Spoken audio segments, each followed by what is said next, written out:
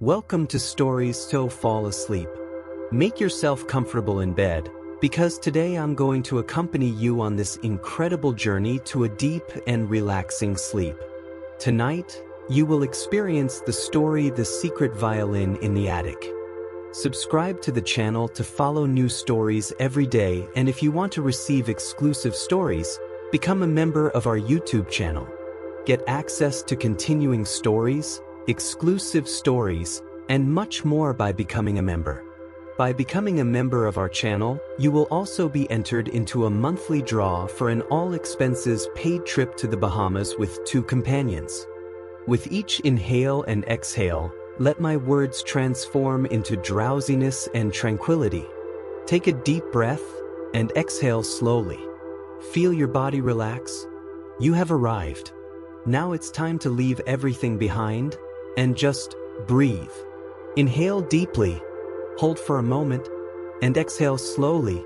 Once again, breathe in and let go of everything that weighs you down, everything that doesn't need to be here right now. Let your body settle. Feel the mattress, the blanket, the silence around you. Now, just listen to my voice. There's nothing you need to do. Just listen and let each word lead you deeper. Come lighter. You are safe. You are at peace. And from now on, I'm going to tell you a story that begins in a simple place, but where time passes more slowly. Close your eyes, breathe deeply, and let your mind detach from the present. Feel the air entering your nostrils and leaving slowly, as if each breath were a veil that lifts, until it reveals an ancient and luminous world, full of wisdom, silence, and enchantment. Now, imagine yourself traveling gently back in time. Let the sounds of the modern world fade away, and listen to the silence. Quick warning: if you suffer from insomnia and anxiety, check out the first comment attached to this video, as I have a 7-minute trick that will eliminate your insomnia and anxiety today. Close your eyes slowly. Take a deep breath. Feel the air entering through the nostrils and exiting through the mouth, slowly and calmly. Now, imagine yourself on a small, dirt road surrounded by old trees. The sky is starting to turn golden. The sun bids farewell to the day with warm light, and you walk slowly, with calm steps and a curious heart. At the end of this road, there is a yellow house, with green shutters and a roof of tiles aged by time. The garden is covered in lavenders, and the sweet smell of flowers dances in the air. The wind blows slowly, pushing the dry leaves that make a light sound on the ground. You climb the steps of the balcony. The wood creaks under your feet, but it's a welcoming creak, almost as if the house says, "Welcome." You turn the handle. She is cold to the touch, but gives in without resistance. The door opens to an interior that seems to have stopped in time. Antique furniture, carefully embroidered curtains, black and white portraits on the wall. There is a silence inside, but not an empty silence. It's the kind of silence that holds memories, that cradles stories. You walk slowly through the rooms. Everything smells of time, of memory, of calm. Each step echoes softly. And then, you find a narrow staircase, which leads to the attic. A place where almost no one has been for years. You go up one step at a time. The wood crackles slightly under your feet. Upstairs, the door is ajar. A beam of light escapes through her, drawing a golden line on the dusty floor. You push the door carefully. The air inside is denser, loaded with the smell of old paper, old wood, and dried flowers. Rays of sunlight enter through a small oval window, illuminating dust particles that dance in the air. The attic is full of boxes, old suitcases, forgotten books, toys from another time. Everything is at a standstill. But everything there. Breathe. In the corner of the attic, on a table covered with a white sheet, rests a dark wooden box. Something about her catches his eye. You approach slowly, feeling your heart beat slower but stronger. Gently remove the sheet. The box is closed, But the zipper is not locked. You lift it up. A little snap. And then the lid opens. Inside, lying on a piece of embroidered fabric, is a violin. Old, silent, but intact. The varnish is darkened. The strings are loose. But there is beauty there. Deep beauty. You feel a slight shiver in your arms. Not of fear, but of recognition. As if he were rediscovering something he didn't know he had lost. You hold out your hand. His fingers touch the instrument. The wood is cold, but beneath the surface, there is heat. There is life. You close your eyes. For a moment, he hears something. One note. A whisper of music. A memory that is not yours, but that welcomes you as if it were. This is no ordinary violin. He has played in cafes in Paris, on winter nights, in crowded squares and in quiet rooms. She has packed love stories, calmed afflicted hearts and accompanied silent goodbyes. But after all, it was saved. Forgetful.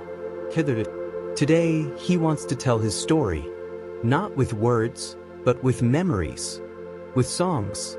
With silences that say more than 1,000 sentences. This is the story of the forgotten violin. A story about time, music, remembrance, and reunion. A story to warm your chest, calm your mind, and cradle your dreams. Take one more deep breath, and let the melody of silence begin. The yellow house was high on a small hill, surrounded by lavender fields and tall trees that swayed in the wind. From afar, it looked like a painting forgotten in time. The windows had green wood frames, some peeled by the sun and rain. The garden, once carefully cared for, now grew free, as if it were telling its own stories. Still, there was a calm beauty in that abandonment. A kind of silence that didn't scare them. A silence that I heard. That morning, the sky was cloudy, and the air carried the smell of wet earth from the night before. Lucy walked lightly along the path that led to the entrance of the house. It was the first time he had been back there since the death of his grandmother, Colette. The house had been left to her, along with the antique furniture, the books, the dusty portraits, and the secrets that rested within the stone walls. Lucy opened the front door with the rusty key. The wood creaked as if the house had woken up from a long sleep. The interior was dark, and the daylight came timidly through the heavy curtains. She walked slowly, observing every detail with the eyes of someone looking for something, even without knowing what. After visiting each room on the ground floor and upstairs, her steps led her to a small wooden door at the end of the hallway. A narrow staircase led down to the basement, but there was also another staircase, hidden behind a folding screen. It was the access to the attic. Lucy had never climbed there as a child. The grandmother said that it was full of old things and that there was nothing interesting for her. But now, something called her. As if, somehow, that place had been waiting for her all this time. She pushed the screen away, pulled a small rope hanging from the ceiling, and the retractable ladder came down with a gentle thud. The air that came from above smelled of old wood, dust, and a faint hint of dried lavender. Lucy climbed slowly, step by step. The wood crackled beneath his feet, but it was a gentle crack, as if the house recognized his steps. As I pushed the attic door, the late morning light invaded the room through a small round window. Inside, everything seemed untouched decades ago. Stacked boxes, books, furniture covered with sheets, leather suitcases, broken toys, crooked frames. It was a museum of time, a space where memories slept. Lucy walked among the objects, observing everything with curiosity and care. He touched some items with his fingertips, as if waking someone up with affection. And then, in the far corner of the attic, he saw a dark wooden box. It was covered by a cloth embroidered with faded flowers. Unlike the other boxes, this one looked more as if he kept something important. Or someone. She knelt on the ground. The floor was cold, but the fabric was warm, warmed by the sunlight that passed through the window. Lucy lifted the curtain gently. The box was made of oak, with bronze clasps darkened by time. In the center of the lid, a small engraved symbol, 2 intertwined olive leaves. She ran her fingers over the relief. He felt a slight shiver. And then it opened. Inside, on a base lined with faded blue velvet, was a violin. Former. Silent. But whole. The varnish was darkened, and there were small cracks near the edges. The ropes were loose, almost loose, but still attached. The arch rested on the side, with few strands intact.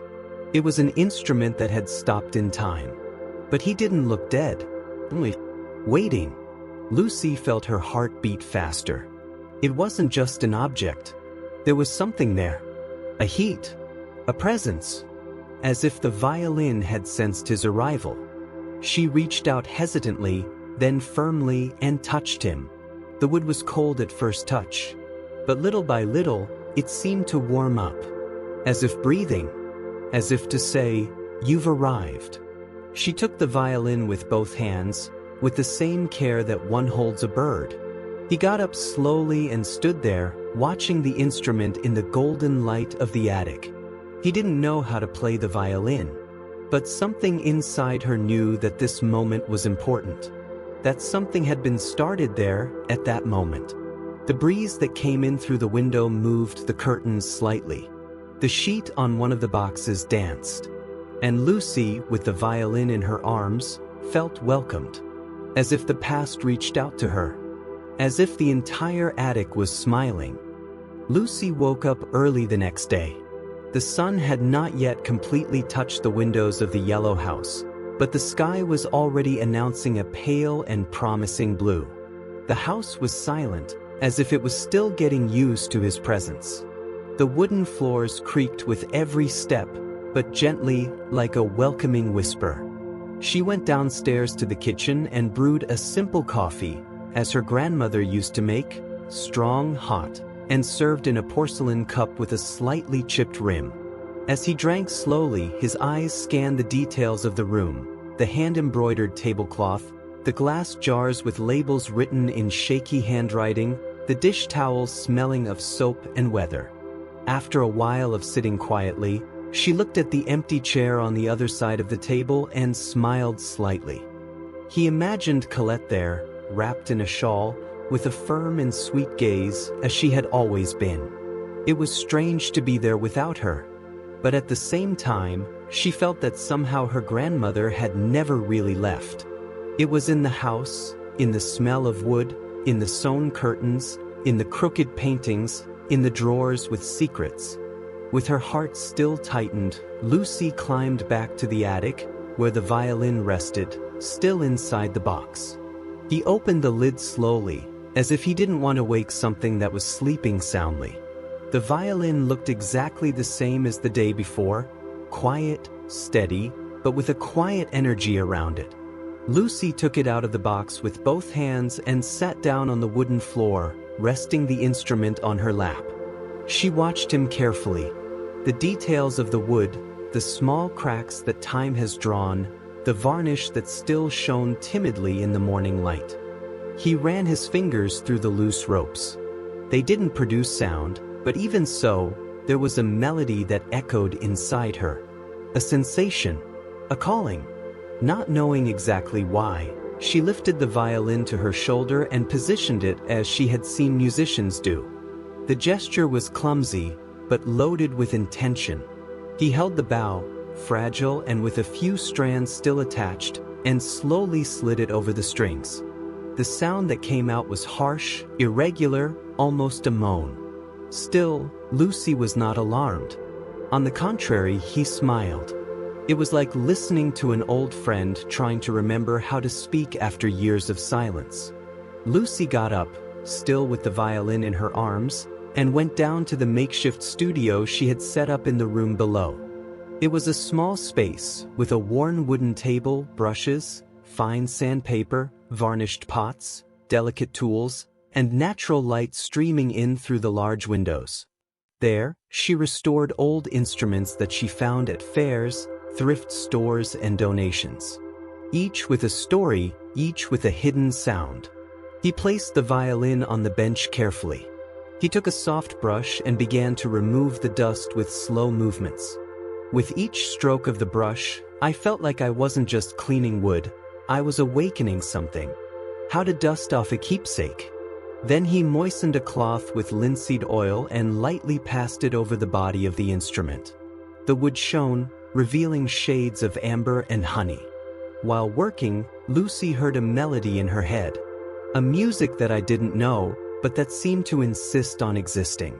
Loose, fragmented notes, almost like whispers of memory. The violin seemed to be trying to tell something, and she gradually began to listen. When cleaning the inside of the instrument, he found something unexpected, a small mark engraved in the most hidden corner of the wood. 3 intertwined letters. Lucy paused for a moment. That was not a manufacturer's brand. It was something personal, perhaps the initials of those who last touched it. Maybe a signature. Later, she went to the house's office, where the shelves with old books and her grandmother's notebooks were located. He looked for any clue, any document that linked that violin to someone in the family. In one of the drawers, he found a leather briefcase with yellowed papers. There were letters, scribbled sheet music, and a notebook with a fabric cover. As she flipped through the notebook, Lucy read an excerpt. "Today Jules played me the new melody. He said it's called Pour la dernière étoile. I've never heard anything so beautiful." Lucy felt a shiver on the back of her neck. Jules. The name echoed in his mind like a name that one knows, even though he has never heard it. She returned to the violin. He ran his fingers over his initials. Jules Louis Moreau? The sky outside was beginning to darken. The golden light of the late afternoon invaded the house like a blessing. Lucy lit a desk lamp and, with the violin by her side, continued reading the writings. He discovered that Jules was Colette's brother. He played in cafes in Paris, in difficult times. And it disappeared during the war. He was never seen again. But the violin remained. Saved. Forgetful. Waiting. Lucy closed the notebook, but sat there in silence. The violin on the bench seemed to pulsate. She looked at him with a new respect. It was not just an instrument. It was a time capsule. A bridge between 2 eras. An invitation to listen to what time has almost silenced. And in that moment, she knew. That melody that danced in her head was not hers. It was Jules's. It was a song that wanted to be played one more time. Lucy closed her eyes. He took a deep breath. And he let the silence tell him another part of the story. The night came silently, like a soft sheet covering the entire village. The wind blew lightly, swaying the branches of the trees around the yellow house. Lucy felt tired, but a good tiredness. That kind of tiredness that comes after a day full of discoveries, of emotions that slowly move us. She prepared a hot chamomile tea with honey and went upstairs to the old guest room, now arranged to be her own during her stay. The iron bed creaked slightly when she sat down. The mattress still kept the old shape of her grandmother's body. He put the cup on the bedside table and looked out the window. The moon rose timidly among the clouds, and the stars twinkled lazily. Lucy closed her eyes. But she soon realized that something inside her was awake. A sweet restlessness, as if his heart was attentive to something he did not yet fully understand. And then he dreamed. In the dream, she was in an old cafe, full of yellowish lights and dark wooden tables. The walls were covered with stained mirrors and crooked paintings. The smell was of red wine, smoke, and freshly baked bread. In the corner, a man played the violin. He wore a light linen jacket, the collar a little open, and had dark hair and sad eyes. He played with a calm passion, as if every note was a word he never had the courage to say out loud. The melody was melancholy, but it was not sad. It was like a sweet longing, a hug of remembrance. Lucy had tears in her eyes, but she didn't know why. At the end of the song, the man looked at her. He didn't say anything, just smiled with his eyes. She woke up with her heart racing, the melody still alive inside her. He sat up on the bed. The tea was already cold. The dark room looked darker now, but not scary. It was a dark that welcomed. She remembered the violin, the score she found, the name Jules. Was it him in his dream? It would have been memory or imagination. Lucy went downstairs to the living room, where she had left the violin resting on the old armchair. As she approached, she had the distinct impression that the instrument was waiting for her. She sat down beside him, picked him up carefully, and once more ran her fingers over the wood. He closed his eyes and tried to listen, not with the ears, but with the heart. In that deep silence, he heard footsteps. Not real, but echoing within her. Footsteps on wet stones, the clinking of glasses in cafes, a laugh in the distance, a prolonged violin note that could no longer be heard, but that still vibrated in the air of memory. She began to write in a notebook, fragments of the dream, pieces of the music, loose ideas. Words like unfinished melody, long wait, voice that plays. I wasn't sure what I meant, but writing was like opening an inside window. The next morning, he woke up with heavy eyes but a light heart. The dream did not seem far away. It was there, fresh, as if it had been lived a few minutes ago. She drank coffee with bread and butter, sitting in the garden, watching the lavenders swaying in the wind. The day was clear, the sky blue, and the sun was shining between the leaves. He decided to leave for the village. I needed air, movement. He took the notebook with him. She walked through the cobblestone streets, greeted some old residents who recognized her as Colette's granddaughter. Everyone smiled fondly. The yellow house was known there. Many remembered the times when Jules played in the bandstand in the square or in meetings in the church hall. Lucy entered the small municipal library. The place smelled of yellowed pages and concentrated silence. He scoured old newspapers, period magazines, any clue about Jules. He found a mention in a newspaper from the 40s. Jules Moreau, local violinist, disappeared during conflict. Nothing more. He returned home with his mind full of questions. He went up to the attic, where the afternoon light was golden. He sat on the floor, next to the violin case, and stood there, just watching time pass. In that silence, he heard that soundless voice again. An internal impulse. He took the violin, adjusted what he could of the loose strings and, not knowing how to play, slid the bow carefully. A sound came out. Weak, crooked, but alive. And she was sure that house was full of voices. Not those that are heard with the ears, but those that echo inside. Voices of old love, of long waiting, of music that needs to be played. Lucy didn't know exactly what lay ahead, but she knew she was not alone. The end of the afternoon arrived with the sky painted gold and pink. The light invaded the windows of the yellow house as if pouring warmth and memory on the furniture, books, and polished wooden floors. Lucy was sitting on the attic floor, her legs crossed and her eyes fixed on the violin case. She hadn't closed it since the day she first opened it. There was something there that wasn't just the instrument. It was as if the air around it was denser, more full of history. As he caressed the wood of the case, his eyes noticed something under a pile of old fabrics, next to the trunk of forgotten toys. It was a rectangular, dark iron box with a small lock and a relief of leaves on the lid. Lucy pulled her carefully. It was heavier than I expected. He wiped the accumulated dust with a cloth and tried to open it. The lid creaked. Inside, there were letters. Many letters. All were organized by year, tied with faded satin ribbons.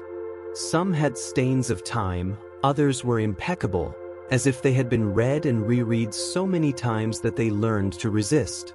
Lucy took a pack and untied it slowly. The first letter was dated 1939. The paper was thin, the ink bluish.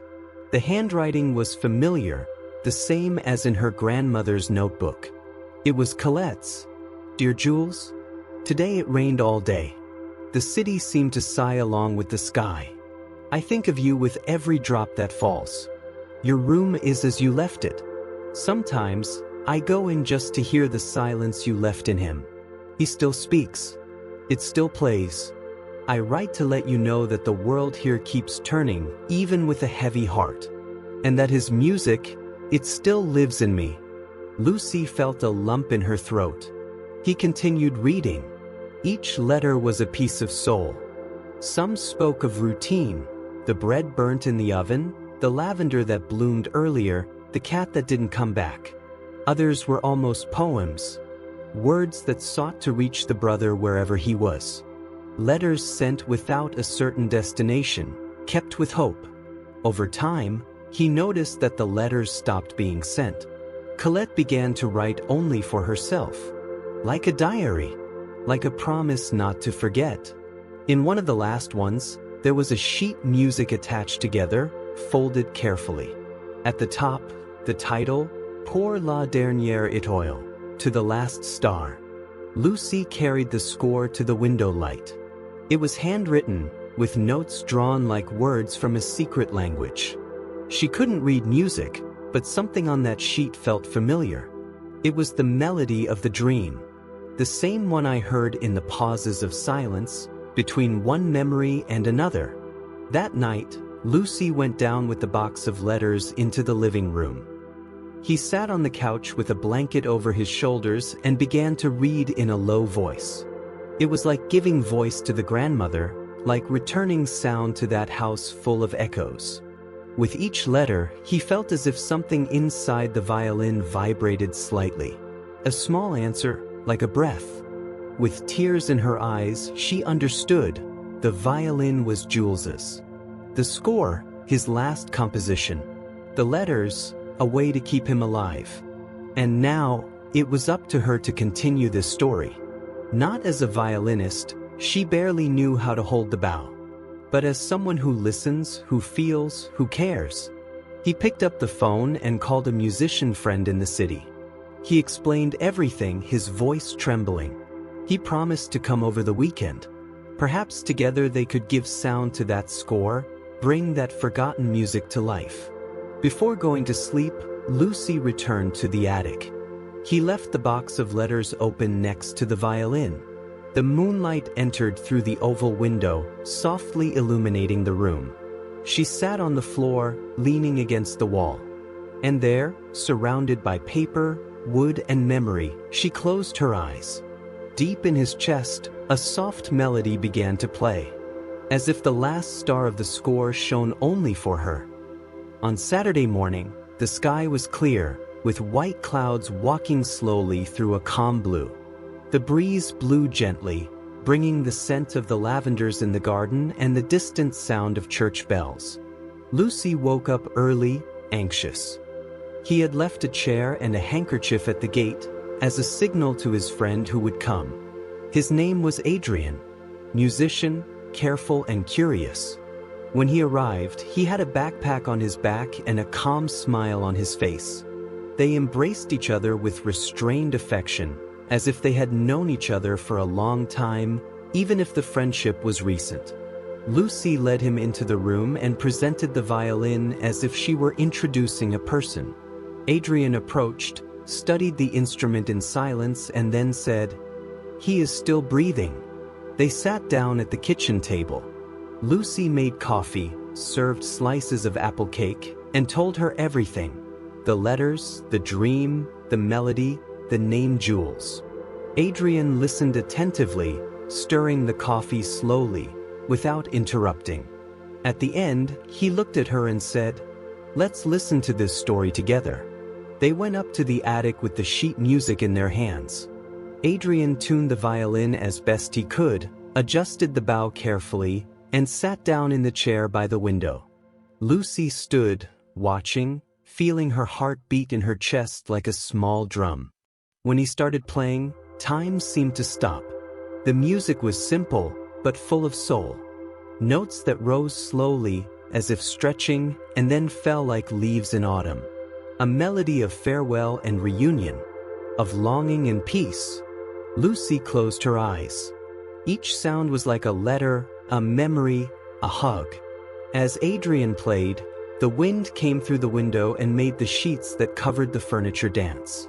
The sun illuminated the violin, making it shine like ancient gold. The whole house seemed to listen. And for a moment, Lucy felt that Jules was there. Not in body, but in sound. In presence. At the end of the song, silence returned with gentleness. Adrian smiled. Lucy wiped away a tear she didn't know had fallen. They stayed like that for minutes, in silence, just breathing. The violin, at last, had told its story. Over the next few days, Lucy and Adrian spent hours exploring new melodies. They recorded Jules's song with a small old tape recorder, and Lucy wrote a text to go with it, telling the story of the violin that waited decades to be heard again. The recording was sent to a local radio station. A few days later, Lucy received a phone call. A man with a choked voice said he had known Jules in his youth. They played together in the cafes of Lyon. Listening to that music was like rediscovering a part of yourself. It was his sound, unmistakable, like the smell of rain after summer. Lucy thanked me moved, and she understood there that this story was not only hers, nor only Colette or Jules. It belonged to everyone who had ever missed it, who kept objects for love, who waited for the right time to start over. She decided to organize a small recital in the village. He asked for permission to use the hall of the old church. He invited local musicians, neighbors, friends. He put the letters on display. In the center, under a soft light, the violin. Adrian was the first to play. He performed Pour la dernière étoile in front of a silent room where even the air seemed to listen with respect. When the last note sounded, everyone was quiet. Some wiped their eyes. Others just smiled. It was like a collective whisper of gratitude. Lucy knew Jules was at peace. Colette too. And now, the violin that had slept for so many years had returned to singing. Not like before, but in a new way. Because music, when it is true, is never lost. She just waits to be heard again. And that night, between the echoes of the hall and the soft applause, Lucy felt something inside her bloom. As if, finally, he had found the place where his own story began. The following days passed like falling leaves in autumn, slow, silent, and beautiful to see. Lucy remained in the yellow house for a while longer. He was in no hurry. I felt that time there followed a different rhythm, as if each morning was an invitation to breathe more calmly and look inside. The flowers in the garden seemed taller. The wind brought smells that she already knew with her eyes closed. Lavender, wood, bread baking in the distance. And every sound in the house, the creaking of the floor, the whistle of the kettle, the singing of birds on the porch, seemed to have come back to life with more color. Lucy wrote. He wrote a lot. She filled pages and pages with stories she had heard, with dreams she had, with memories that were not hers, but now lived inside her chest. She told everything in soft words, as if telling herself in secret. Sometimes, at night, she would light a single candle in the attic and stand there, silently, staring at the violin. He didn't need to play. Just be close. It was enough. Sometimes I thought I heard something. A floating note, a light breath, an echo. But it wasn't fear. It was presence. The recital he organized had left marks. Several residents of the village came to the gate to leave messages, flowers, notes, even old recipes with small souvenirs from Jules. A boy, about 8 years old, left a drawing with colored pencils, a house, a violin, and 2 stars in the sky. On the back of the paper, he wrote, "Thank you for the music that makes you sleep happy." Lucy smiled as she read. That was all. Last week there, he decided to visit the bandstand in the square. It was empty, surrounded by trees that danced in the wind. He sat down on the stone steps and closed his eyes. He imagined Jules there, with his violin, playing for the people of the village. He imagined Colette in the front row, eyes full of pride and longing. There, on that old wooden bench, Lucy cried. Not of sadness, but of emotion. She cried as if she felt her heart grow. Because I knew I was about to leave. But he would leave nothing behind. Everything she lived, learned and felt, she would take with her. Like a perfume that sticks to the skin. Like a melody that we learn without realizing it. He returned home at dusk. He put each letter back in the iron box, tied the ribbons with affection. The violin sat on the attic table, wrapped in a soft fabric. On it he left the score of Jules. That song was no longer a secret. It was an inheritance. A gift. On the morning of departure, Lucy walked through the house in silence. He touched the walls with his fingertips as if thanking. He closed the windows carefully. He got off with his light suitcase. He stopped at the door, looked back and smiled. As he passed through the gate, the wind blew strongly, causing the metal bells hanging on the porch to sway. A soft, finely tuned sound spread through the air, like a farewell, or a new beginning. And so, Lucy walked down the cobblestone street with a calm heart. I knew that this story did not end there, because some songs, even when they stop playing, continue to live inside us. And whenever the world seems too noisy, she'll know where to go back. Not with his feet, but with memory, with silence, and with the sound that was left in the air.